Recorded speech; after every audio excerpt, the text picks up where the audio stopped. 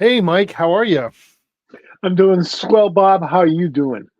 I am doing great. We are going to have a very special show tonight on this Tuesday because it's Tuesday, so it's Pop Culture SquadCast Live Night. Um, you know about it, and I know about it because we've already done it. We last week recorded an interview with Larry Lieber, and we're going to play that for you guys tonight. So we're going to take a little time and do our normal stuff and be here for you and talk about some things that are going on in the world of comics. And in the then we're going to play this interview that Mike and I did. It was really fun, super informative, just a wonderful experience talking to Larry Lieber, and we're going to get to that in a few minutes. It was an honor. That's Oh yeah, all I'll say. That's all I'll say. The video will speak for itself. But if you're curious, that's why my shirt will change. yeah. Mine will too. I will go from colored to uncolored, I and see. it'll be different. It was a week ago. I will also be have less hair in a few minutes, but I won't be shaving, so we'll see how it goes. Um, I do want to talk about a couple of things before we get to that because one of the things that's fun about what we do and when we do this is we get to talk to a lot of people about their projects that they're doing, whether they're you know work for hire stuff or if they're self-funded or creator owned or self-published. So one of the things I haven't done, and I'll try and do it a little bit more often, is we back Kickstarters, and then they show up. So the past week, I've had two Kickstarters show up. So I want to just show, like, this is what you get. We talked about Atlantis wasn't built for tourists, which is Eric Palicki's book. This is the Mhm. actual book here. I'll push myself up front for a second here. Um, so so it's a nice size book because it's like the size of my head kind of thing, like not super big. It's real small thing and it's in great shape. And I suspect most of our viewers, listeners are screwed, but most of our viewers don't know how big your head really well, is. I'm not that big. I'm kind of small guy. This is an example. This book is bigger than my head, and this is the Battle Pug, um, the Battle Pug Cosmic Dogacy, which was from Mike Norton. We had him on the show earlier this year. So I'll show this up here. It's a really, really beautiful book that was It- crowdfunded. It's a Um, hardcover. it's Looks like a hardcover.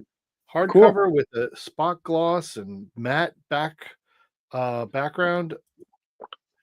I just wanted to, kind of say like, hey, we we put our money where our mouth is, or at least I do, and I know you do too. I The just swallow. the the point is, people deliver on their products, and we get them on here. We talk about things, and we get them. Um, so I don't know. It was good. They're really fun. And I'll try and go ahead. I, there's a when you back a crowdfunding project, particularly a Kickstarter, they give you all of these warnings like, "Hey, look, if you don't get your freebies, don't bitch at us. We have no responsibility for that." And I get that. That's fine. I have to point out that 99 out of 100 crowdfunding efforts that I have backed, I got the goodies. The only Sure, stuff I haven't gotten were there's two that were movies, like documentaries or what have you. sure.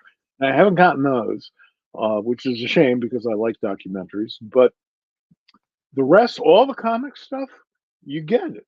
You Yeah, get it in the mail. They bring it to you, like the yeah. government should. I agree.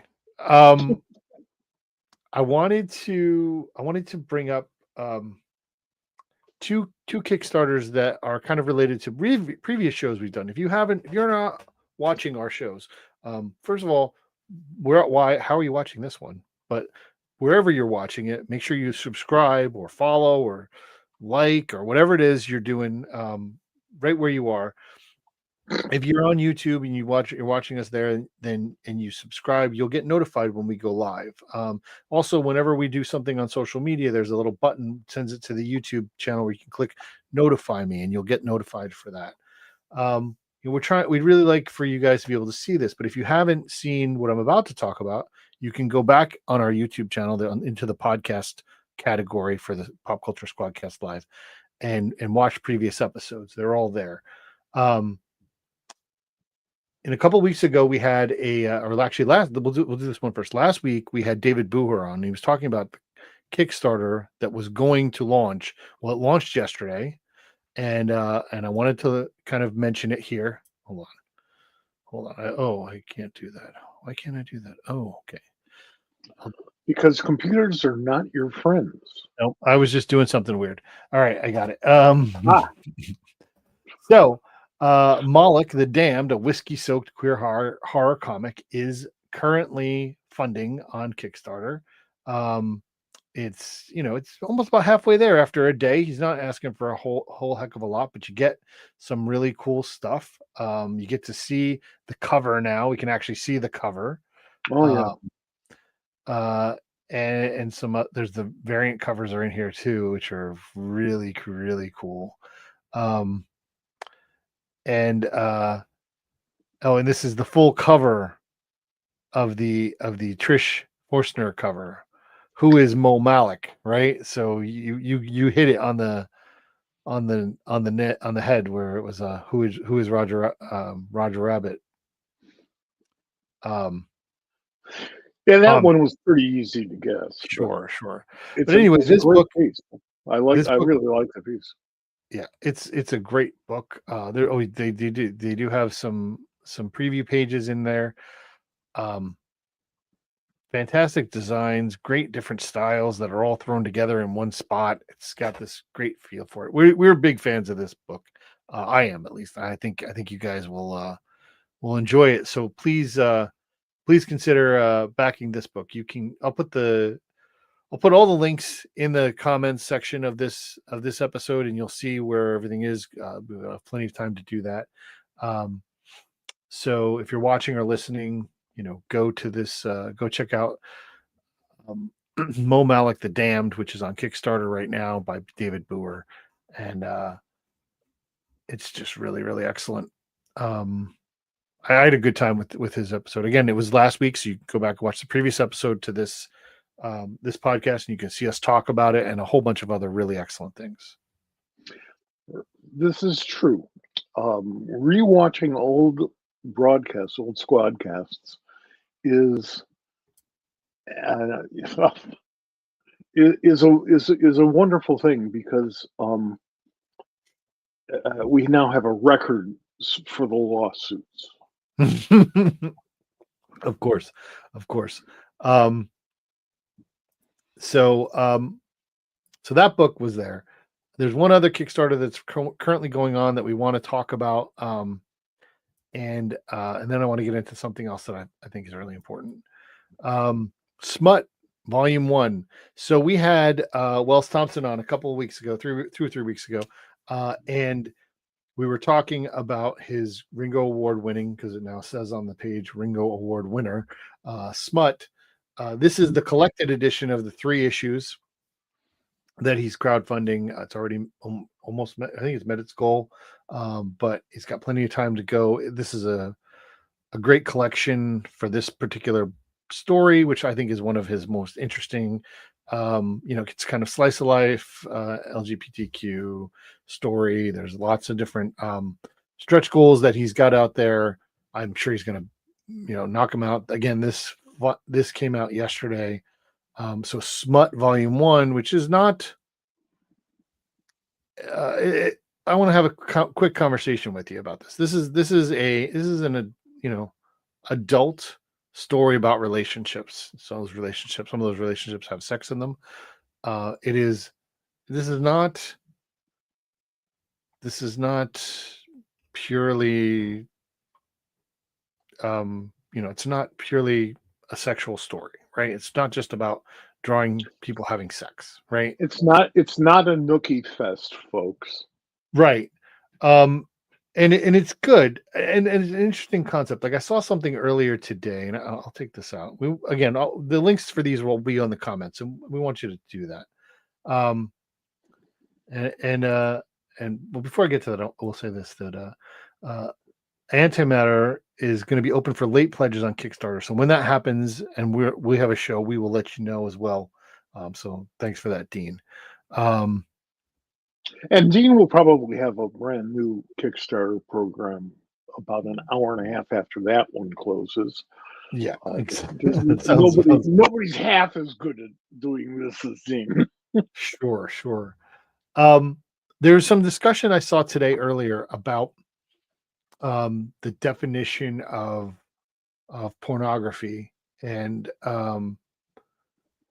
where it comes and what's supposed. There was a librarian who was having to go through comics and say, well, we can't have this because this is pornography, or this is not, this is just adult spicy, but it's not just pure pornography. And it's an interesting place where we live, in that, number one, the access to adult, sexy, sensual comics is much easier than when I was younger.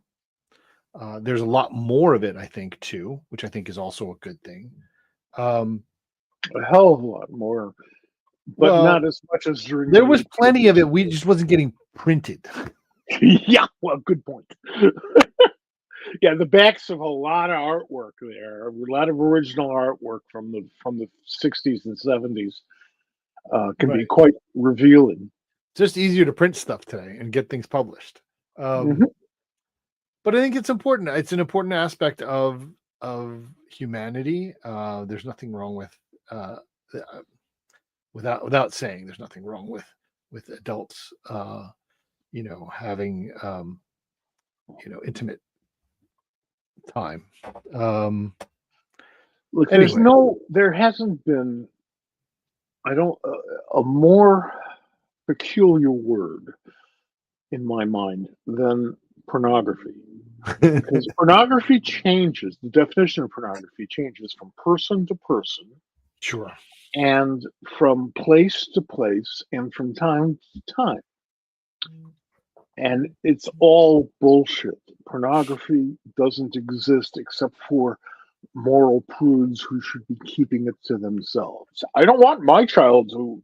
Well, fine. I'm not raising your child. Don't let your child read what you consider to be something bad for them.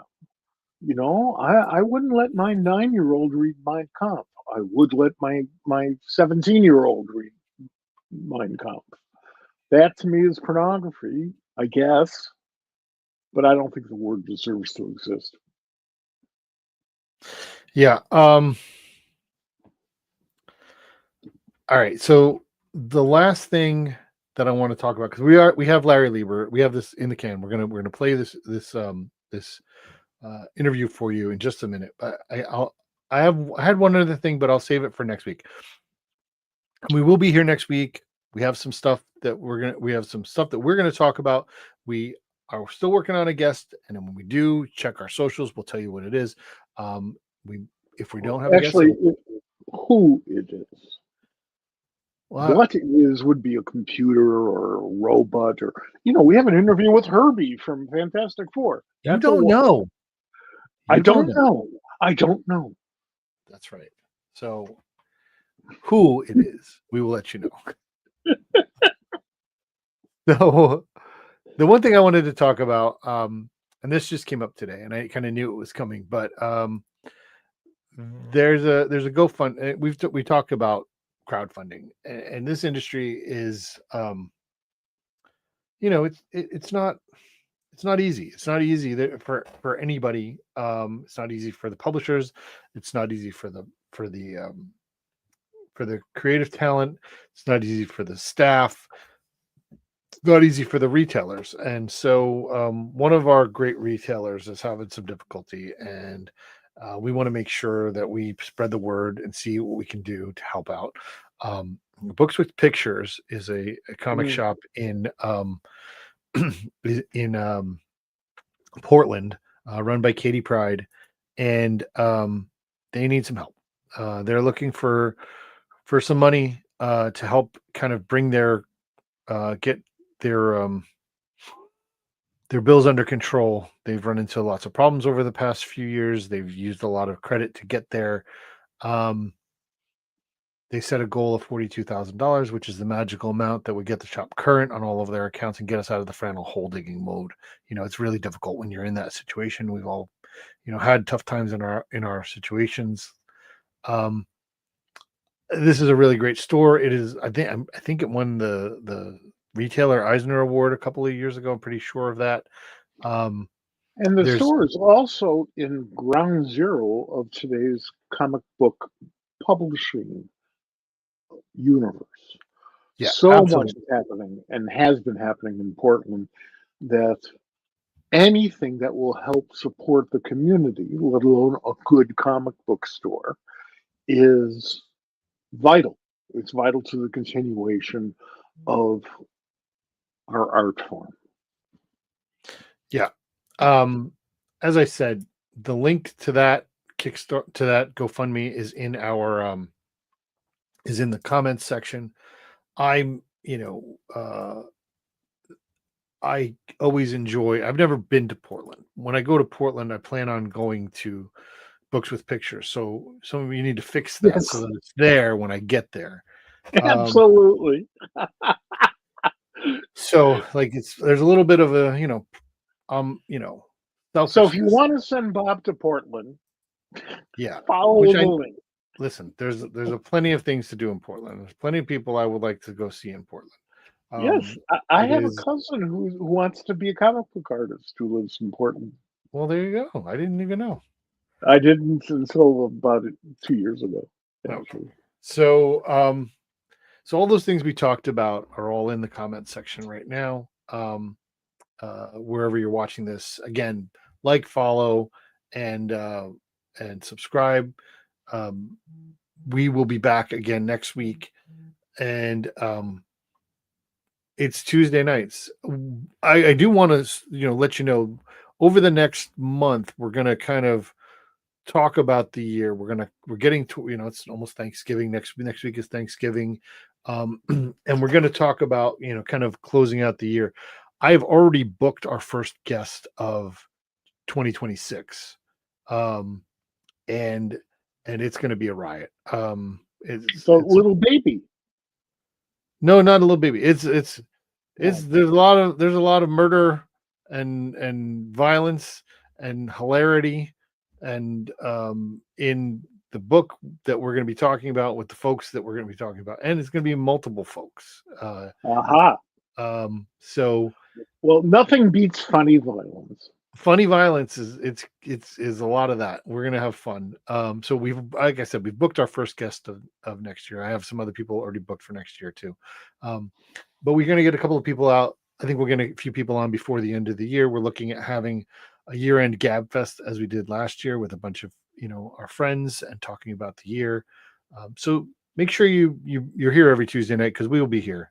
We may take a couple of weeks off right around the end of the year, but we're looking Well, forward I to think all of humanity is packed off into shipping crates between Christmas and New Year. it. Nothing happens, which is when I like to go out and like go to touristy places. Yeah, You know, nothing happens. So but yeah, so we'll be here. We're looking forward to year 3 of the Pop Culture Squadcast Live. Crazy, huh? I know. Um, uh, in the meantime, I want to thank everybody for being here. I want to thank you for listening. I want to I want to let you have this interview that we're gonna show you now. This is our first, and we will have this a recurring theme, but I'm gonna throw this up here. This is the first of our comic creator legend series interviews that we may do like this, where they're recorded, kind of put together, so you guys can get a good listen. They're kind of curated up. But thanks for watching, thanks for listening, and we're gonna give you this interview. Go ahead, Mike, before I put it up there. I do want to remind everybody that we are deeply indebted to Danny Fingeroff for getting Larry Lieber here. Danny, you're the best. And Larry is one of the few guys older than I am in this business who I really didn't know. I mean, we met at conventions and that sort of thing, and that's kind of cool. That is cool, but it's not knowing somebody. By the end of this interview, not to move in on Stephen Colbert's act, you will know Larry Lieber, and I'm proud to be part of that. Yep. It is a great episode. Hope you guys enjoy it, and when it's over, we'll see you next week. All right. Thanks, folks. Hang on. Here's a great interview. Tonight's guest is Larry Lieber. I am super excited. He's responsible for so many comic books that I've read and the comic books that were made after the ones he worked on.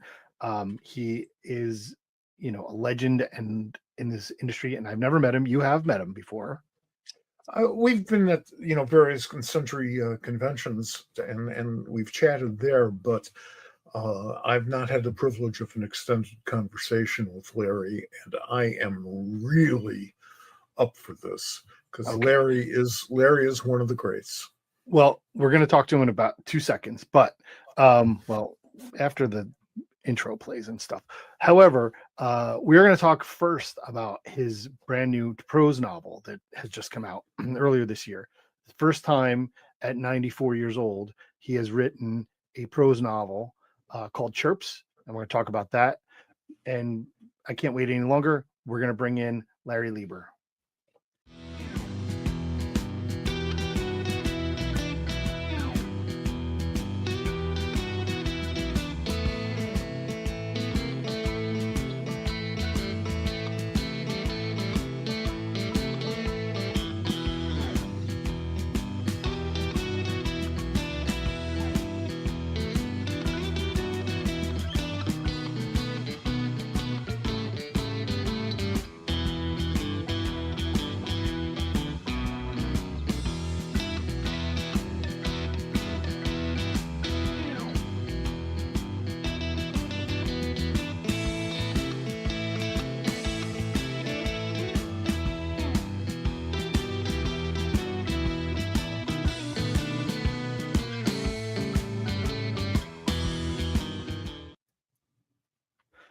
Hi, Larry. Welcome to the SquadCast.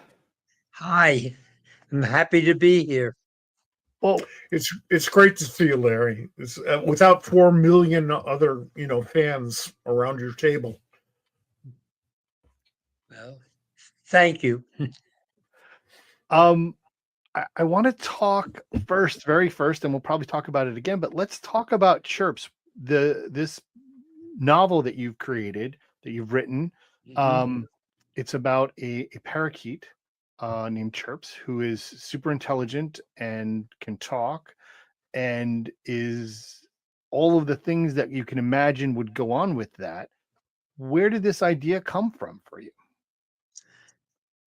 From what I considered necessity. I wanted to write a novel, and I wanted a character that would be new and a character that had not been done before. And I didn't have the time to go through the thousands of Marvel characters. So I picked the character that I thought would be the most unlikely character that anybody would try to make into a superhero.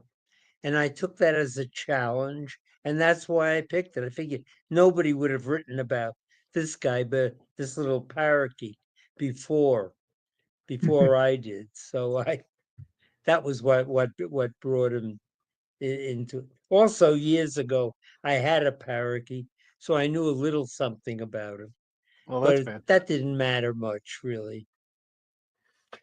Now, this book is oriented towards a younger audience, the audience that pretty much used to read comics, and now we've aged that out.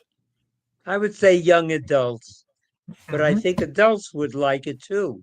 I liked it as I wrote it and read it, and I tried to put enough interesting things in there.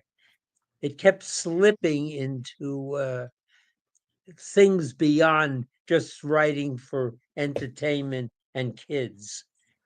What kind of Basically, things? that's what it was. But it became here and there, there's a little more if somebody reads it carefully. Well, that's the beauty of it.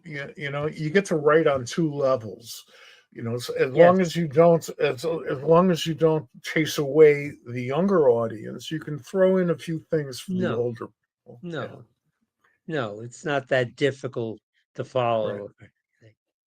But it did give me a little chance to express some things, little bits of my philosophy through the main character, the parakeet.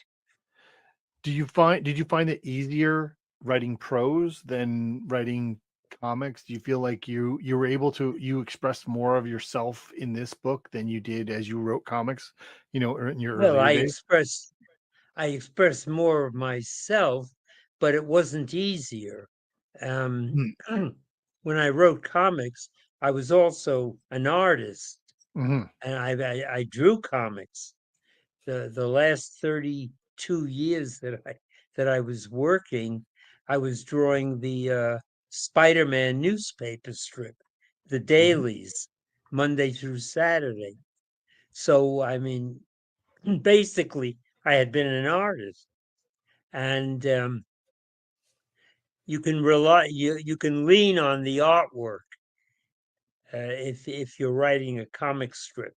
But I had wanted to do something that was entirely mine.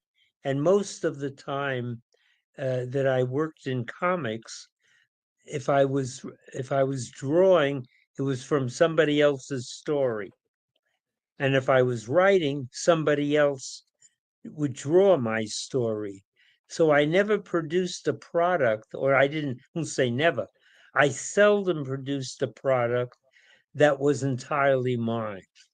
Uh, Two times I did in effect do that years ago. Uh, I forget, in the 60s, I guess. I wrote a western for Marvel called The Rawhide Kid, Yep. and I did that for 7 years. And that because the book at the time didn't seem to matter that much. What you did with it, I was left alone to do anything I wanted. So I wrote the kind of story I wanted. I put everything into it, and then I penciled it. And I drew the pictures. I laid it out and sequentially. I was somewhat like I was like a director of a movie. And the second time I did it was years later. I worked on the Hulk newspaper strip. And Oh for about, yes. I think, 2 years.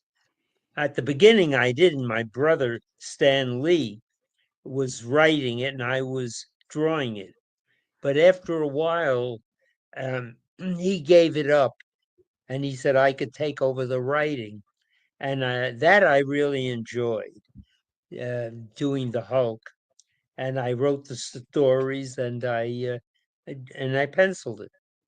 But most of the career, I was either drawing or writing.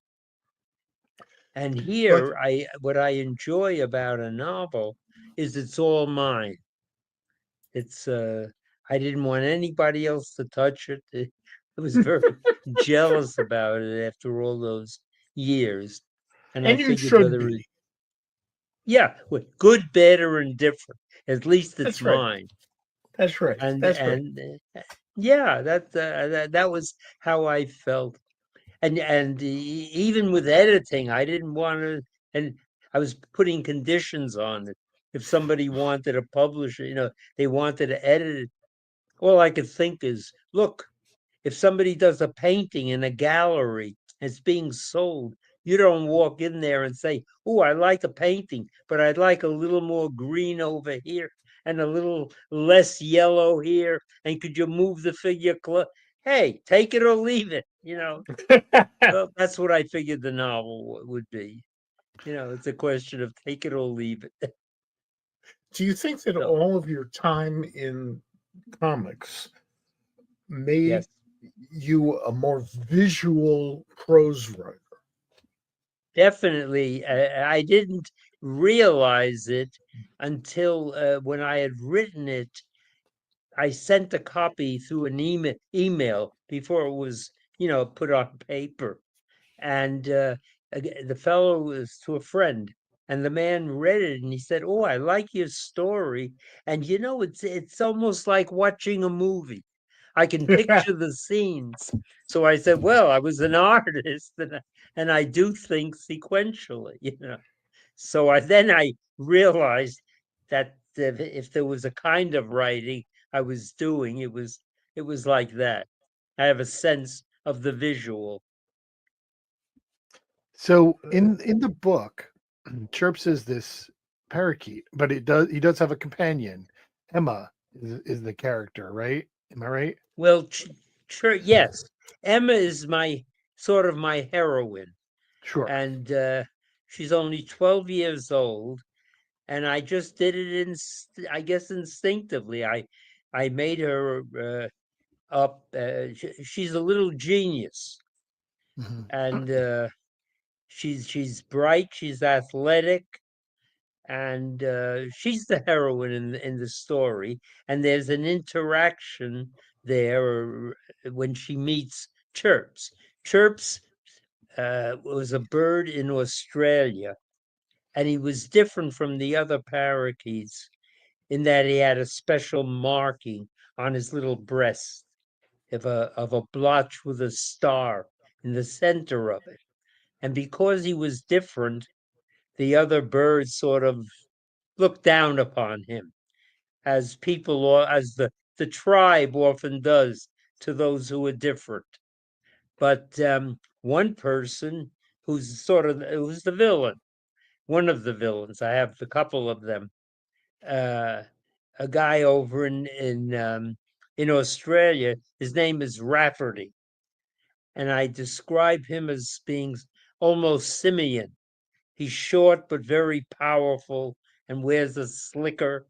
Anyway, he's uh he's a poacher, and he is about the bird, and he figures if he can capture this bird, he could sell it, make a lot of money, because he hasn't been too successful lately. So when it opens, he's hunting the bird, and the bird is off by himself, and he shoots the bird with a little stun dart, so on. And but before he can retrieve the bird, the police there, the forget what you call them now, the Game? wardens, well, the people who would patrol, because it's illegal to be Right. shooting birds or capturing them in Australia. So they spot him, they know of him, they come off, they capture him before he can get the bird, and they take him. They put him in jail for a while, but the bird lies on the ground, or lays on the ground there, sort of dying, but he stays alive long enough that somebody comes over, and this is the other main character in the story, who's an American industrialist and a billionaire. But I decided to make him a good guy, and That's definitely fiction. well, no, I call him. His name is. I like to name people appropriately, and I thought of the word hedge fund, which I don't think of as a good thing if I were to call a guy, but I call him Hedgeworth, and I'm playing against type with that because he's a very good guy. He is sort of a philosopher, and he has managed to amass a fortune with business dealings with the remarkable uh, fact of not hurting other people. He hasn't harmed anybody. He's a good guy. So I don't explain how he does it, but then I'm not a businessman. But he does it, and he's my hero. And he happens to be standing where my little bird fell down, and the little bird is whimpering, his little bird, because he's got a stun dog stuck in him, and Hedgeworth is there to buy a factory, a site. He wants to get a site for a new factory that he's going to open, and he hears this little whimpering, and he looks down. He sees the bird wounded, and he has a car and a driver, and he takes the bird and rescues it. He says, I got to get it. Anyway, he brings it to a hospital, doctors. They save the bird's life.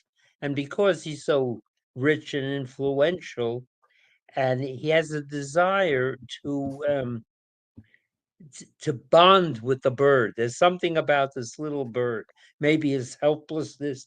We don't, know what, but he asks if he could take the bird. He's out of the country.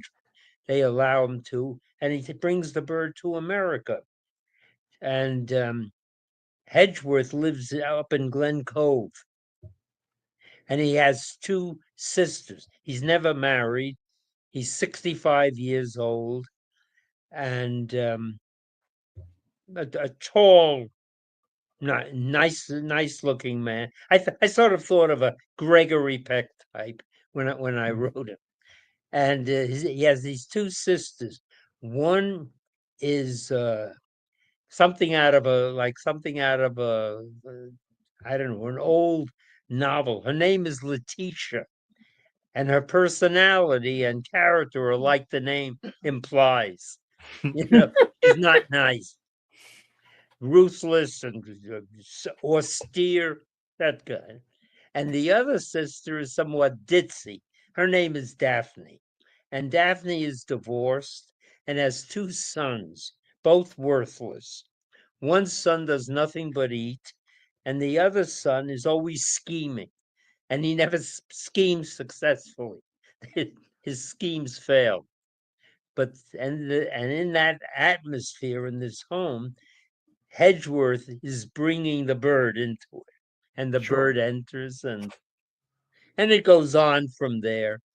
And somewhere along, after a few days, Hedgeworth discovers that the bird can speak. The Right. bird has consciousness, and when he does that, he can't believe it, and he's afraid if other people, if the governments found out that there's a bird who could speak, they'd want to investigate. They'd want to examine him. And Hedgeworth doesn't want anybody to know, but because he figures a bird would not survive an examination. He cares too much about this bird. And Does the bird understand the human desires yes. and greed and Oh, knows, yes. knows to keep himself Well, hidden, the or bird doesn't know wants? much when he first gets this consciousness. Hedgeworth, the education the bird then gets is watching television. So he learns most of the stuff from television, watching movies, the good, the bad, the this, the that, and he finds he can speak, and in a loud voice he also can imitate sounds. Now, I don't know if it's possible or not, but this is a novel. Listen, So I claim that listen, this you have experience creating things that are not right, yeah, necessarily possible. right. So I claim this little bird, and he does in the story. He can roar like a lion. That's one of his weapons, which would scare the hell out of other animals and people if they don't know who's doing it.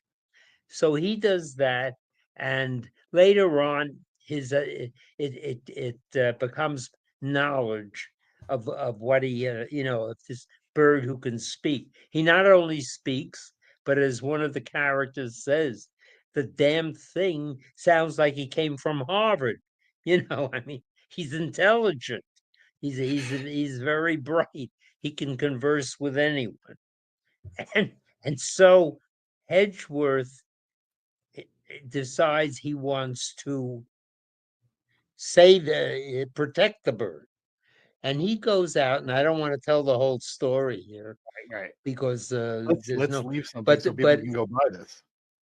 but he tries to. He wants to find what do you call it, a sanctuary for him, and he searches all over and over the Amazon forest. His plane, he's in a plane develops engine trouble, and it crashes, and he remains alive. The pilot is killed. He's taken in by natives there, an undiscovered tribe in the Amazon. But everybody else thinks he's dead because they hide the remains of the plane. People think the plane must have blown up over the ocean, and it goes on from there. It becomes complicated. There's money. Hedgeworth had made out a will, leaving a lot to the bird. The family isn't happy. There's a lot of stuff that goes on, including the fact that the original poacher comes to America with a group of Australians who, now that the bird is so famous, they form a society and want to reclaim the bird as being Australian, you know? So Sure. all kinds of things are happening here. And the bird in America figures he's not safe up there in Glen Cove, and he comes to New York, where he feels there are more places to hide. And he gets involved there. In the process, he helps other birds out. He becomes sort of like the king of the birds, too. And he gets a friend, a sparrow, who's a nice sparrow named Harold. And so there's the girl and her family and all these people. And it goes on. And I even have an air battle over Central Park in one part where Rafferty has an airplane, well, tries to go into battle with the bird to kill him, but I won't say who comes out of it. So I have all this stuff. It goes on Sure. and on. It So I sounds think it's an fantastic. interesting book. No, it sounds very interesting. And it just, your passion for it just comes straight out. Oh, When thank you. when you you said a lot of the stuff, a lot of you is in the book. Do you think that that's in relation to, talking about humanity and humans' morality? Do you think a lot of those ideas are things that you, even not necessarily intentionally put in there? Yeah, there was one in particular. When I started writing it, I was slow at it. It was my first novel, and before I wrote a love story. And Okay. I'll just interject with this a bit. Because I felt the conventional wisdom is, if you've never written a novel, get your feet wet with a short story. Don't start with a novel. And I thought that made sense in my case. I didn't feel that confident. So I wanted to write a novel, and I did. I actually came up with an idea. At the time, my wife had died some years previously, and I met another woman who became my life partner. And she had been a ballerina, but she was now retired when when I was writing, when I was looking for, when I met her. So I thought to myself, I took the idea, well, she's retired. I will never be able to see her dance. And then I thought that could be my story, not an old people that you can't see it, but suppose the people were young and the man, I picked the time of the Korean War when I was in the service, though I wasn't in battle. And I thought, suppose the guy is a soldier or an airman who had been wounded by an accident on Okinawa, where I was stationed, and he was blinded. And he comes back and he's bitter about the blindness because it's new to him. And he meets a ballerina in the park who also is bitter because her brother who served over there was killed. And the two of them meet, and I have an interaction between them, and then they fall in love. And but the guy, it then occurs to him that he can never see her dance. He'll never be able to tell her how well she does or really appreciate it. So he feels that would not be fair to her, and he wants to end it. He feels she's young and she she ought to meet somebody who can appreciate it. She doesn't agree. She loves him. She wants him. And before the end of the book, I said, I deliberately gave myself this problem. I said, how can you resolve it? Well, I'm not going to tell you how I did, but in the book, I resolved that problem Is of a this something that blind man. we're going to be able to see? No, I have, but I could always send you a copy of it. I'll take It's a copy. unless yeah, they I'll- make it into a that- movie. That'd be great. Well, There's that. There's a lot of space out there for movies of both audiences. Yeah, Both- yeah. I had made up some copies of the short story and shown it to people, and the remark I generally got from them, number one, I think it's sort of a woman's story. I seem to be writing more the things I want to say. I seem to be more appealing to women a little bit. But one remark was that different people said it's a lovely little story. They liked it. Anyway, that led me to this one. And here I got the other things that I was talking about. Yeah, Now it's I very forget, exciting. unfortunately, why I went into the short story. When Well, we it were was talking apropos of something. talking about how much you have discovered, the things that you want to put into prose. Mike, you had something you wanted to say. Yeah, Yeah, I mean, the enthusiasm that you have just shown us for the short story equals the enthusiasm you had just shown us for the novel. And I think that yes. if somebody can be that enthusiastic about their dry run, then this is something that's worth reading. Oh, thank you. I think it is, but I don't want to. Well, absolutely. We're gonna talk to people about it. We're gonna definitely Okay. encourage people to get a look at Chirps. Can Thank we you. turn Thank you. can we turn a little bit to your history, Yes. in comics? Mhm. You brought up something earlier, and I was thinking about it. It's one of the things I wanted to talk to you about. You were talking about how you named your character Hedgeworth, Right. and you're famously credited for creating the alter egos of some very famous superheroes, while Mhm. your brother is famously credited with creating characters' names that are alliterative, and you were not. Was that something you Right. were aware of prior to this? And for Yes. people who are watching, so you created Donald Blake and Tony Stark and Hank Pym, whereas No, I there's didn't. I well, I'll talk to you about go ahead, you Tony can set the Stark record in a straight. minute. This is your time. Okay. I wanted Stan. It started when I was doing the monster books, when I Sure. began in the 50s, before the superheroes. And I put a lot of thought into the names I gave to characters. And Stan liked my civilian names. So when I had to write the first Iron Man, for instance. I did make up Donald Blake. I think no, I didn't. Wait a minute, not Iron Man. Iron Man. I right. He was an industrialist. He was handsome and maybe somewhat of a playboy industrialist.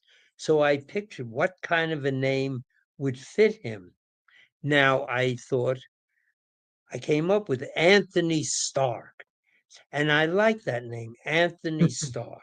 And everybody would call a guy who's that rich and brilliant and, you know, prominent, either Mr. Stark or most Anthony, except his girlfriend, who would probably call him Tony, you know, to find out what restaurant they're going to tonight or something.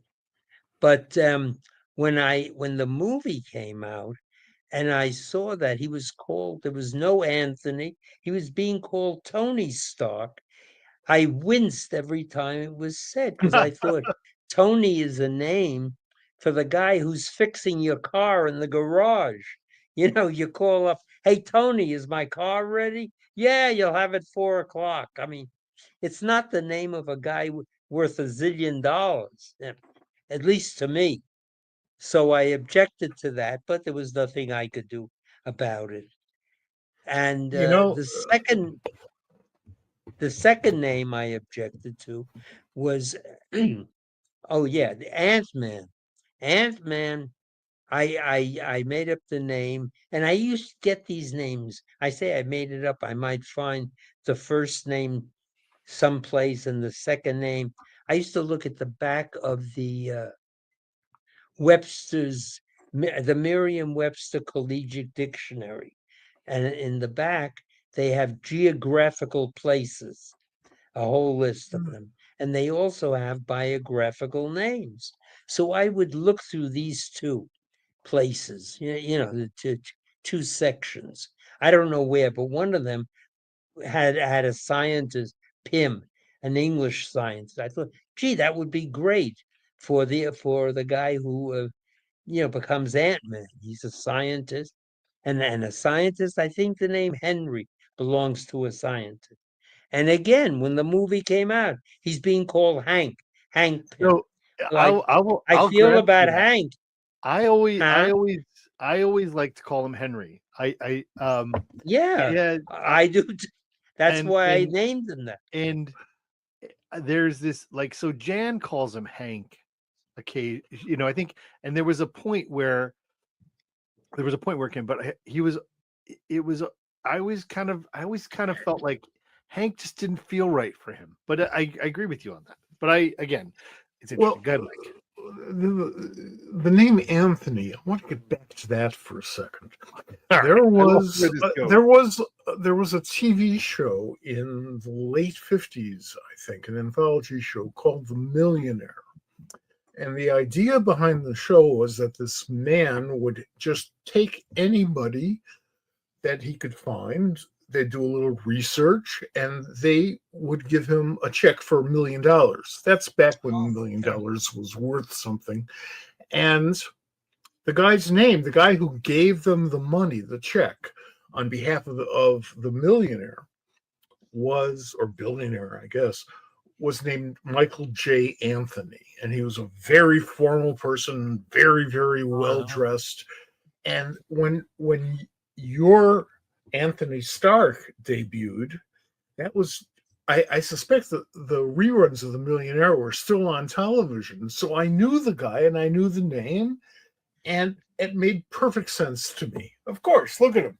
Well, I didn't get it from that program, but that program, the idea for it was done years before in the movies. Yes. And I remembered that movie. Now I don't know if I got, and I don't remember the man's name, but there was a movie, and it was called If I Had a Million, and it had a whole cast of prominent actors. I think it was W.C. Fields was in it, Charles Lawton, Gary Cooper, George Raft, and I remember some of the stories because each story had to be have an O. Henry twist to it.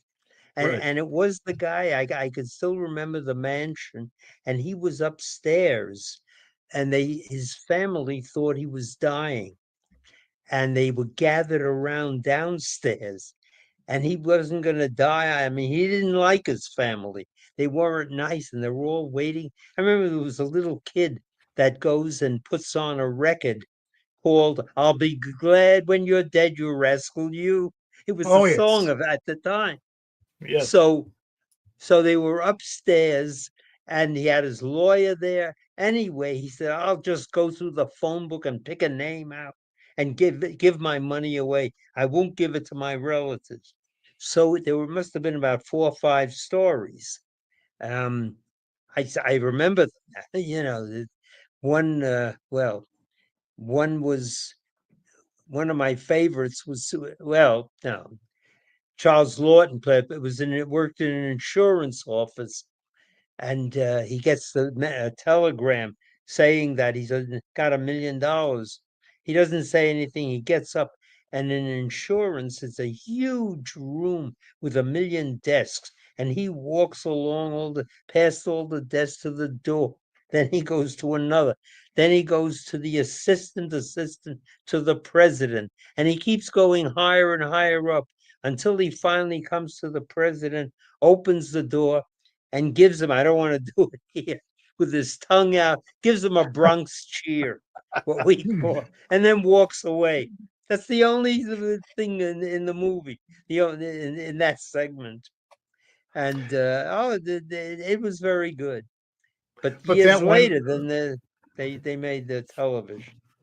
that scene though went on to inspire just about every big lottery winner since they legalized the lotteries back in what was it, Oh, that 1970s. movie. You know, Gosh. everybody wants to just walk up to the bus and go. Yeah, just right. He does that. And W.C. Fields, I think he hated people who were road hogs when he drove on the road. So he went when he got the $1 million, I think he bought a tank. Excuse me, a tank. And he was driving in the tank. And when he sees somebody, he yelled out, it must have been a word in that time. He yelled, "Beaver." And he'd go toward the guy and hit him, crash his car, then go on to the next. He was doing that to to punish them. And the one that another one I remember was George Raft was a criminal, and he gets a check for $1 million, and when he goes to the bank to deposit it or cash it, nobody will do it for him because they won't believe it's real because he has such a bad reputation. And he goes, finally, after going and desperate, he sells it to somebody for $20, the million. Oh boy. Yeah, So yeah. uh, Anyway, back to no, that's fine. I the wanted world to. of comics. I had a question about your art. Um, did Yeah. you? So I know that your brother was what 9 years older than you, and Yes. you started working in before Marvel was Marvel, right? As an artist, and then occasional writer, and then became more of a writer artist. Did you go to art school? Did you study that? Oh, How did yes. that work for you? Well, in the early years, I did when I did a couple things for them. But at one point, when I don't know, things got complicated. When I was 16, my mother died, Oh, and I lived with my brother for a while. My brother just gotten married, so I lived with my brother and sister-in-law. And then I moved out. I moved into a hotel in Manhattan that doesn't exist anymore. It was called the Hotel Manhattan Towers. It was a place where they billeted the waves during World War II. And I had a couple jobs. One in a lettering studio, one in the for the New York Times as a messenger, and then I worked for Magazine Management, which was the parent company uh, of Marvel Comics. I mean, Mhm. the big company. They were the ones who put out what they call the slick magazines, screen magazines, romance magazines, action, on slick paper. Mhm. And Marvel, I believe at that time was called Timely Comics. Sure. And when I was working for them, I think they were in the Empire State Building on the 14th floor. And I used to go there. I had to look up before I entered the building to make sure nobody was coming down, you know, committing suicide there. And I I stayed there, and that's when, while I was working for magazine management, um, all I was doing was paste stubs. I really wasn't qualified to do layouts as the men were, the older men. And I was going to art school in the evening, 3 nights a week. I went to Pratt, and I had Mm, wanted to paint, to learn to be a commercial, a painter.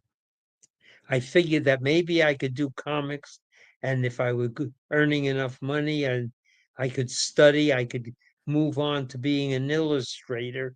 And if I did that well enough, maybe I could, in my spare time, do fine art. Paint is what I. Well, while I was in the middle of learning, the Korean War came along, and I had to join the service for 4 years. Later on, I was a few years later when I came out.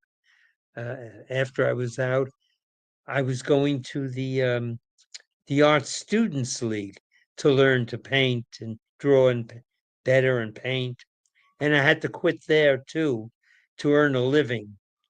And when I when I left, that's when I really started to do comics. It was in 1958, and Stan offered me writing, and I said to him, I hadn't thought about writing. I said, I'm not a writer. I'm an artist. He says, oh, you can write. I read your stuff in the comics, not in the comics. I'm sorry. I read your letters in the service, and anything you need to know, I'll teach you. Well, he was a very good teacher, and I think I was a pretty good learner. And I started working for him and doing that. is this, And I don't know, can you see on the screen, is this one of your earliest things that you wrote? My romance number 71, my I own can't romance. see it. That's I fine. can't see it on the. One of I the did things, write some romance stories. I yeah, guess Don't I don't ask to remember. marry me. yeah, don't ask That's to I marry don't me. remember. I, yeah. I remember. I remember. I had to write the stories from the point of view of the girl in the Okay. story. And I remember at the time, I didn't have anybody in my life, no girls. And Stan once said something about it's he mentioned the fact you're writing romance and you don't have any romance. And not only that, but ironically, they're good. I said, well, but if you think about it, who better to write a tearjerker than an unhappy guy who doesn't have anybody? No, So at the that's a good point. time, isn't it? You, Yeah. You some of those stories are being reprinted, I think, any day now. I know the book's off the press, by a different publisher, by Fantagraphics, who licensed it from Marvel, uh-huh. reprinting a lot of Marvel's 1950s and 60s romance and girls comics. So some of your stuff is coming back out to the public again. Yeah, I mean, Great. So this, That's fun. I mean, just the concept of like this particular book. This was from 1959. My Own Romance number 71. And so you wrote most of the stories, and then there's art in there by I don't know, this guy Al Williamson and Matt Baker and Joe Sinnott and Jack Kirby's covers. Like, I mean, this is just for a comic book fan historian, it's your life is is a not a tapestry that I want to read from from beginning to end. But it also Well, has a real nice second chapter. Oh, Writing, sure. writing these books, writing the short story, writing the novel, and that is wonderful. Have you ever thought about going back to fine art? no, I don't have the. Well, I'll tell you. All right, about art. Let me see. My marriage had a lot of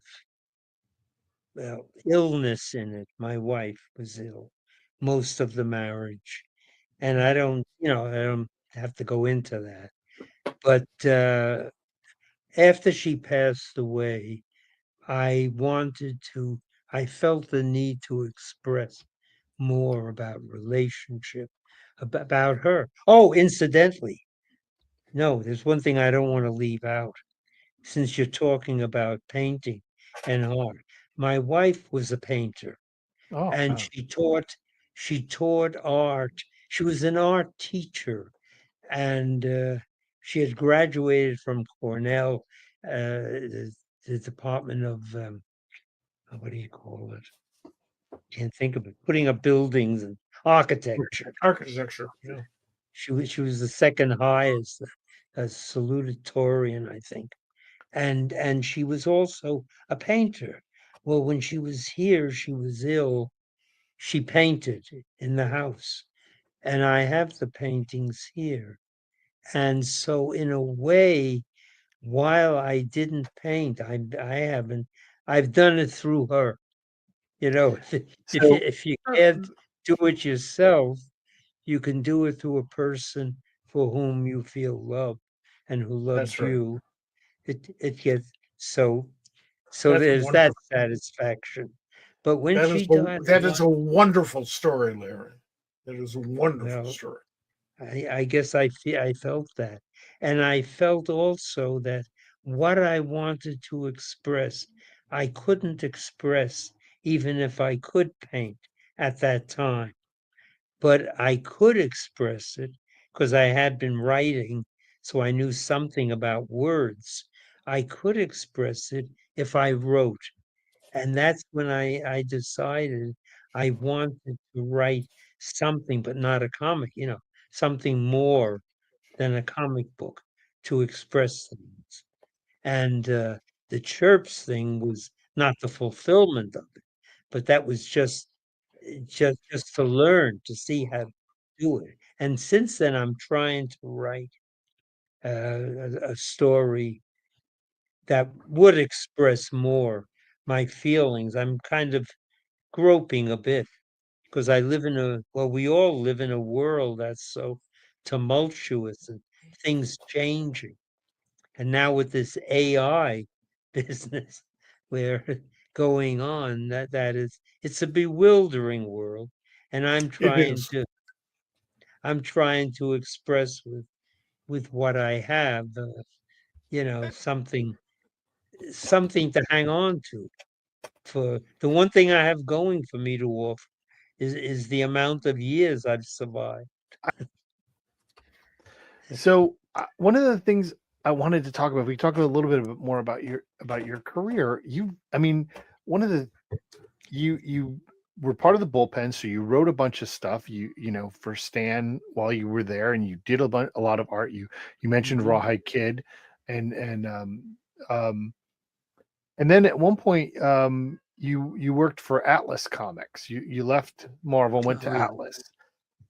I think that, and it's just me, probably I'm the only one, but like I think the whole Atlas Seaboard experiment fiasco success. I don't know what to call it, but it was something, and it is a significant part of comics history in the idea of the creator gaining some sort of, or attempting to gain, authority over their work. How did that work for you? What was your experience working for Atlas?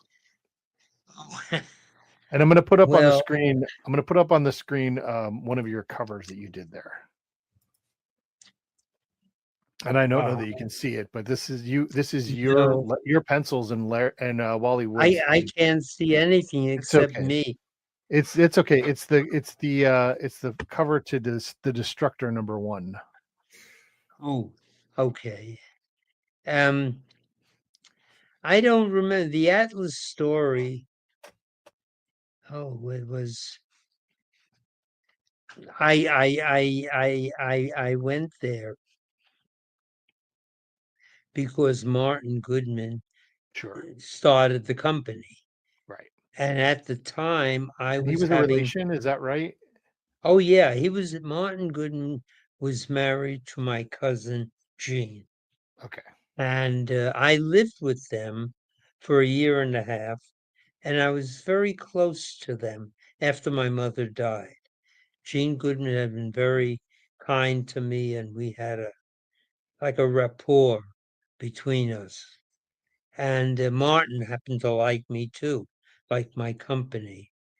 And I lived. Well, I said I lived with them when I was working for Marvel. After Stan, I don't know, wasn't just the editor, he's a publisher and so on. I was having difficulty getting work, and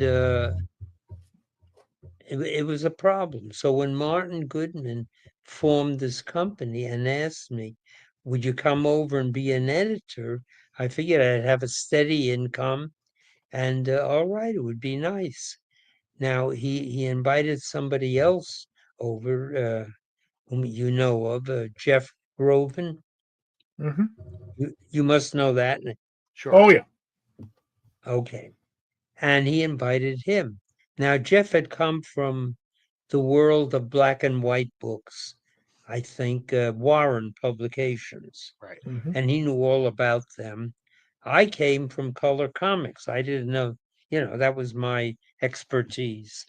Martin, for some reason, put me in charge of the black and white, and Jeff in charge of the color comics. So he did the best he could. I did the best I could. I don't know. It didn't work out that well. Somewhere in the middle of it, Jeff took over the books, and he was now in charge of almost all the books. I won't go into it more than that. And I only had a few books. And what happened, the books were not doing well, those books that he had, and when they came out. And there was a disagreement between him and Martin. And Jeff, at any rate, he left the company. And when he left, Martin gave me all the books. But at that point, Martin was losing money. Business was bad, obviously, he's losing money. And I had the unenviable task of reducing rates because they were paying high Oh, rates to get artists. right. And I had to reduce the rates. And some artists you don't want to tell, you Well, know, I, yeah, it's really interesting if you look at I the books, like issues 1 and 2, and then by the time you get to issue 3, it's a different Right. writer and a different artist it's yeah, because they I remember wouldn't take that. one of one of the artists was an elderly gentleman who happened to be somewhat of had somewhat of an alcoholic problem and was a gun collector. And I didn't feel too happy having to tell him that. And there were some others that I was a little Yeah, nervous that's a about. little scary. But we I did gotta, them, I and we gotta tell you. tried to. Yeah, go ahead. Please go ahead, Larry. I wanted to say thank you because Atlas Seaboard gave a lot of my friends and eventual coworkers an opportunity to really show their own stuff. Guys like Howard Chaykin and Larry Hama, and it was wonderful. Even if they only did 2 or 3 issues, it was wonderful to see them doing something that they created or something of their own. Just like it's wonderful to see you do this YA book. If it comes from the heart, or if it starts out from the heart, it's going to be better. So I thank you guys for giving my pals a leg up. You're very welcome. And if that was the case, and you're probably right, then that was the best part of the company, that it I gave. think I it think was. so. Larry, I think it mean, was. as somebody who Yeah, I didn't I think was of it. I young, was, yeah. and I don't think I was reading. I don't think I was able to read by the time it came out. But it's left it's left an impression on the world. And I love comics, and I talk about comics every week here on the show. And without Atlas Comics, you can't quite tell the story of comic book people, because there was that the what Mike is saying is true. Like, a lot of people, the concept of paying creators a good wage was, while Martin couldn't sustain it, it was something that eventually was more sustainable. Because it had to change. Because while you, in the 60s and in the 50s, people then, there was, working, you had mentioned working in comics was something that, it was a steady job, or you had it, and had to change in order to maintain the economics that came in the late 70s and 80s. And I think Atlas had something to do with that. And I think that's important. Atlas had another effect, and one that has been overlooked too much. Atlas Seaboard opened the door for the independent comics movements, as did many other things. I don't know anybody who took advantage of that. But yeah, really. But the people who got their starts or got their legs up there on from Atlas Seaboard went on to do a lot of work with me and other publishers, and new guys like First Comics and Pacific Comics and all that came out with that attitude and with some of that talent. And the new talent knew that there was more than just Marvel and DC and Archie, and they had opportunities that they didn't have before Atlas. So, and I think that was a critical change in how the freelancers, how the artists and writers were able to make their livings.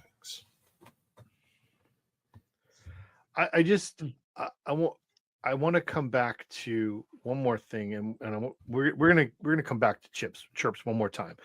If you haven't paid attention already, in the comment section of this broadcast or wherever, you can get Chirps. It's out now. It's available. You can get it on Amazon or Barnes and Noble's websites. It's called Chirps. Lawrence Lieber is the author. There's also a website called chirpsbook.com, and you can go there directly and buy a copy. There's digital copies available on Amazon as well. So I want to make sure people do that. But I also want to come back to one. We talked about, you're a writer and artist in the 60s and 50s for Marvel.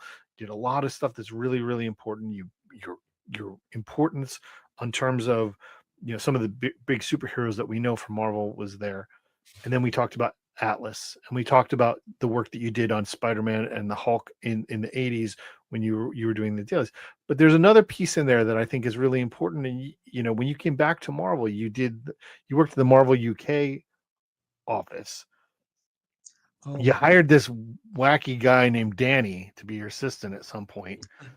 And but there's a lot of stuff that came out of Marvel UK, and what they were doing also was innovative, and I think it has a lasting impression.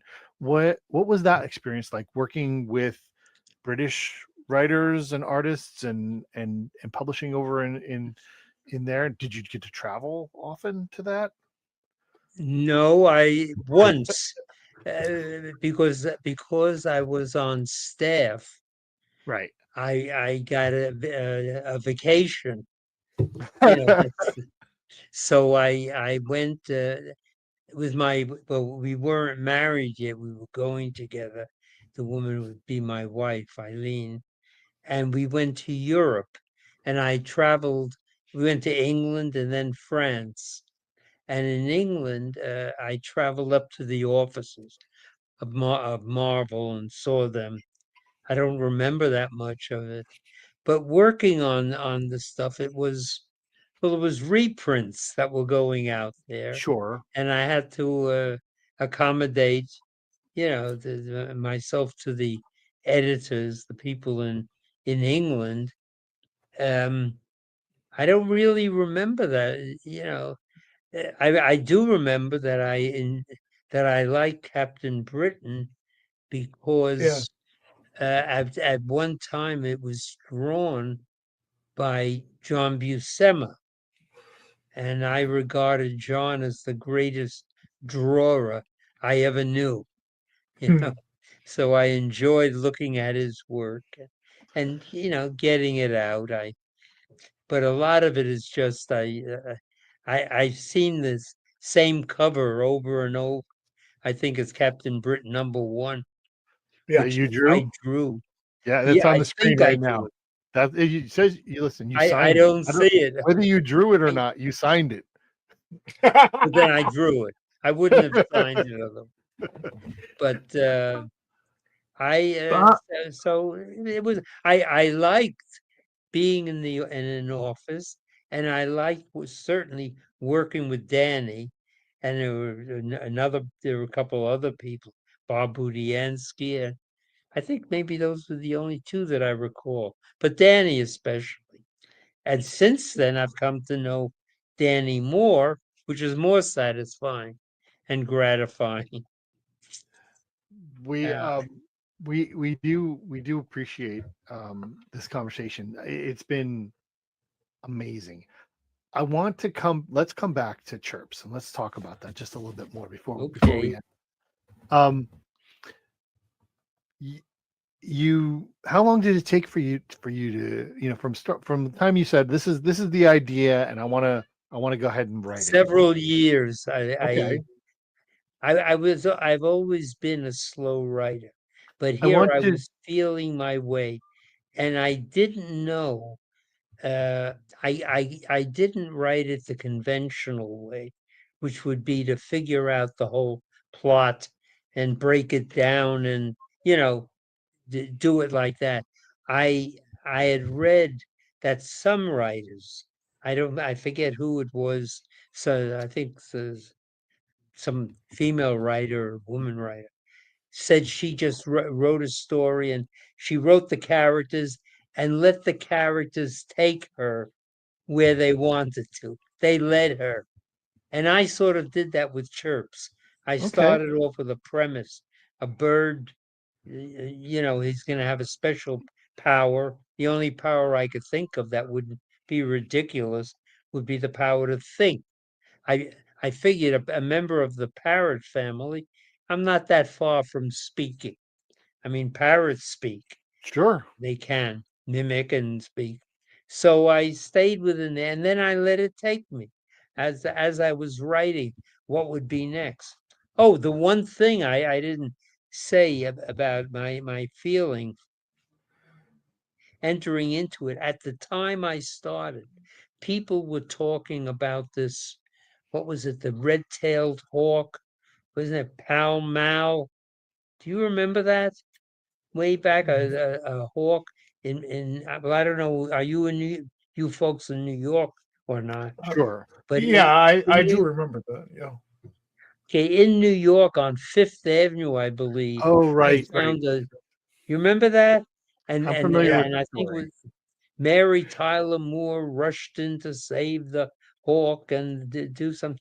And then the hawk was killing little birds, squirrels, and rats also in Central Park. And everybody was making a fuss over the bird. Somehow, I didn't like the idea of the bird. And I saw the bird like in an old Western, the bird is the cattleman, and the innocent little birds, a pigeon is the sodbuster. The pigeon is somebody working the land. He's not a meat eater, but the hawk swoops down and kills other living birds. So I was against the hawk, and I made with my hero Chirps, who has the intelligence of a human. He can even up the fight between the hawks and the pigeons, so to speak. And so I put that into the book also as an incident. Good for And you. yeah, I have my own so it's another instance of my feelings and my philosophies that go That's into it. wonderful. That's wonderful. That's Are you wonderful. are you are you working on anything else? Another there'll be another Well, book? I am working on a book, but I can't. I keep changing it, and it's something I just want to. I don't know if I'll, being a slow writer and considering my age, I may be very fool. I feel like Don Listen, Quixote. you've got another But, you're only halfway there as far as I'm well, concerned. thank you, thank Hey, you. look, I you know, mean, you the got to do kind something. word. You might as well do what you enjoy. Well, you might as well go out doing what you enjoy. When Exactly. it's Exactly. one's time. Yeah, yeah. So that's what I'm trying to do. I'm and it's interesting because I keep dealing with a story, my ideas, and since I sit at home and I'm alone in the apartment, I watch a lot of news and what's going on. And That what's can be going depressing. on is stranger than what the writers can write in a Yeah. way. Sure. I never Yeah. thought we'd be in this situation, but yet No, no, it's the amazing, science isn't fiction writers might have predicted it. Probably. it? There's The some So apocalyptic comics that one. are close. There's some comics that are close Yeah. that we thought yeah, was I fiction. imagine. I Yeah. imagine. So Mhm. I am trying to write. I don't mind working hard when it's a book, when it's my novel. I remember when I started doing the short story. I was just starting, and I one day turned to my life partner and I said, honey, I have never enjoyed anything. All my years I've been working, I've never enjoyed writing anything as much as I'm enjoying this short story. So I knew I enjoyed it because it was me. I could write what Yeah. I feel. And you don't have to worry about, oh, well, this is what we want. This is what the public wants. This is what an editor wants. Or you do it. And so, Larry, it's guys like you who, at your time, showed so much originality, so much talent, but most important, so much heart that you changed a business into something that attracted people like Bob and me and the people who are seeing us and hearing us now. And uh, it all comes out of you. So the idea that you're able to free that last bird, if you will, is wonderful. It's perfect. It's so perfect. So thank you. so Thank again, you, guys. the book is available at chirpsbook.com and Amazon and Barnes and Nobles and other places you can get books. Um, you do show up at some comic conventions occasionally. You Yes. have. I know you're going to Yes. be at Big Apple Con that's coming up later this month on the Mhm. 22nd.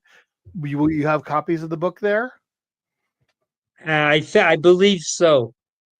I believe there will be What some. is that experience like for you? Someone who, was just it was a job, right? You were there making comics and then the whole world has become there's been this massive change in the way that comic book conventions are. What was that like? Well, I didn't believe it, and I just know when people come over to me, I can only express that I'm grateful for their kind words or compliments, but I couldn't believe really, I never thought of myself. But this last time at the Comic-Con, and I went there and I came, we were about 5 minutes late, and when I came in, there was a whole crowd of people, and they started, saying, Larry, Larry. I said, what is this? I looked around, somebody I couldn't, that really, then I knew. So I've told it. And maybe it happens to all of us. I hope Because so. I turned into a fan with some people I met there, and not artists, but actors were there. And Sure. it was one who I had just seen a couple nights before. I don't recall his name, and he and I just was all impressed. I had been impressed with his performance in the movie. I had to tell, I but mean, well, I want to, thank you. Mike said it earlier, but you know, um, this is my passion, and am. I look a lot older than I am. I'm 53, so for most of my oh, life, um, I've been reading comics, and it's funny because I do a lot of preparation for the work and stuff like that. And the in the intro video that people saw earlier, there is there's an image, there's a cover that I remember buying. I remember buying it off the shelf. It was Amazing Spider-Man that you drew the cover for, and I remember seeing that issue a bunch of times. Um, it's like one of those things that it's like the comic that's like in the front of something, because it was probably one of the first Amazing Spider-Mans that I had, so it was probably at the front of a box. So every time I open the box, you see that issue. But like that image and your art and the stories that you created have meant so much to so many people. So I want to take the opportunity to thank you for doing that. You didn't, there are plenty of jobs in this world, and you chose to have a job, or you had a job, whether you chose to or not, that created so much happiness for so many people. And thank you for doing that. well, thank you for telling me, which is what I say. But let me just add one thing, which, because you are saying this, I just remember I did years ago when I was writing, not writing, I'm sorry, when I was going to the Marvel offices Sure. at the time of the superheroes, I must have been doing a story, and there was an artist there named John Tartaglione. Do you Mhm. know of him? I know of him. Mhm. Sure. Okay.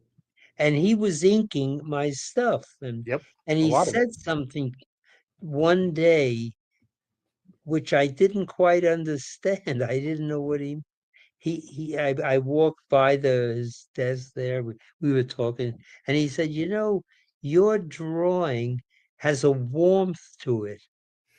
And I didn't know, how can drawing be warm or cold or what? I really didn't know. And years later, I've almost gotten this. You seem to almost be saying the same thing. Oh, there's And no with my question. and with the novel, that warmth, somebody said it comes through. And so if I've given that, then I that would be what I'm proudest of. If the work I have done has a warmth, Well, that's Larry, made it worthwhile. you have given us so much throughout your career. On behalf of the hundreds of thousands, if not millions, of people who have enjoyed your work, I thank you very much for entertaining and educating us all. Thank you, sir. And I'm looking forward to reading Chirps. I haven't gotten a chance to. We've kind of set this up kind of quickly, and I'm looking forward to reading it. And please, I want you to send us the short story. I'd love to read that as Oh, well. yeah, Because I'll absolutely. get it. This is this has been so much fun, Larry. Again, chirpsbook.com is the easiest way to get there, and there are links to Amazon or however you want to get the book. But Okay, please read this.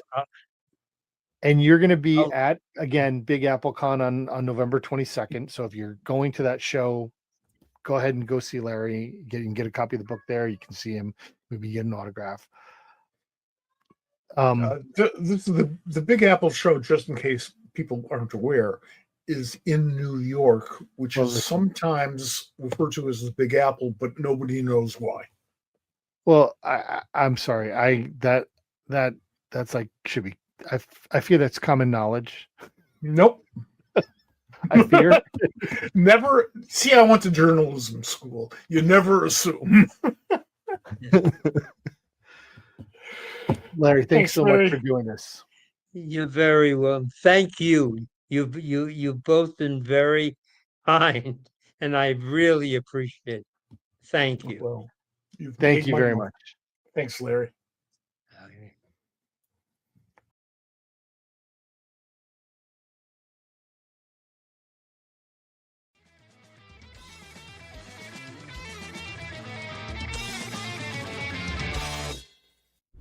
This has been a production of the Pop Culture Squad Network. PopCultureSquad.com. How do you nerd?